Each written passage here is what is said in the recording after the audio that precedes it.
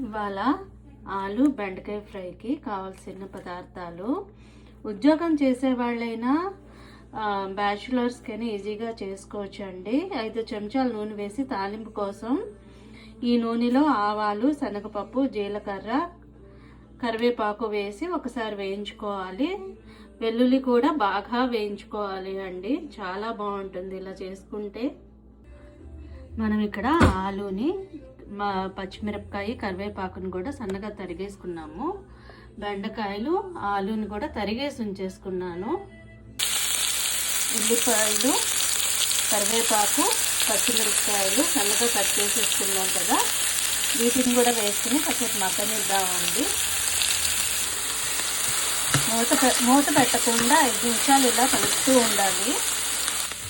ఇందులో ఆలు వేసి ఇలా టాస్ చేసుకోవాలండి, పైకి కిందకి. ఈ విధంగా టాస్ చేసుకుంటే 5 నిమిషాలు ఈ విధంగా చేసుకోవాలి. ఉప్పు, కారం, మసాలాలు అన్నీ పట్టేలాగా ఈ విధంగా టాస్ చేసుకున్న తర్వాత, అన్నీ పట్టేసిన తర్వాత ఇప్పుడు బెండకాయను కూడా యాడ్ చేసుకున్నామండి. దీన్ని కూడా ఒకసారి కలుపుకోవాల్సుకుంటాము. ఒకసారి ఇలా అందిన తర్వాత కిందకి పైకి కలపద్దండి. కలిపితే వెంటనే మెత్తబడిపోతాయి. కొంచెం మూత లేకుండానే మెత్తబడాలి. ఒక 5 నిమిషాలు టాస్ చేసాం కదా, ఇప్పుడు కొంచెం సాల్ట్ వేసుకొని మిక్స్ చేసుకుందాం.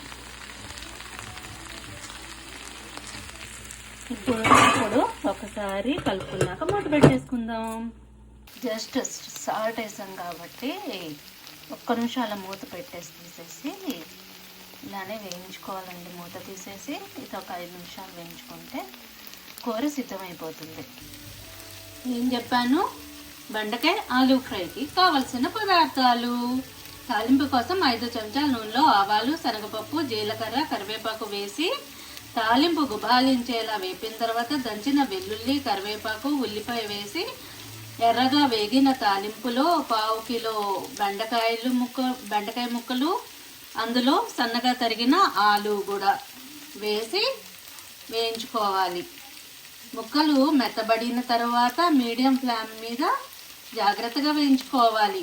ఆలు ఫ్రై సిద్ధం.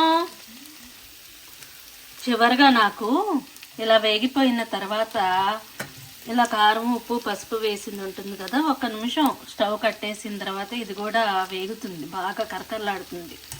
ఆ క్రిస్పీని కూడా తింటే చాలా బాగుంటుంది ఫ్రెండ్స్.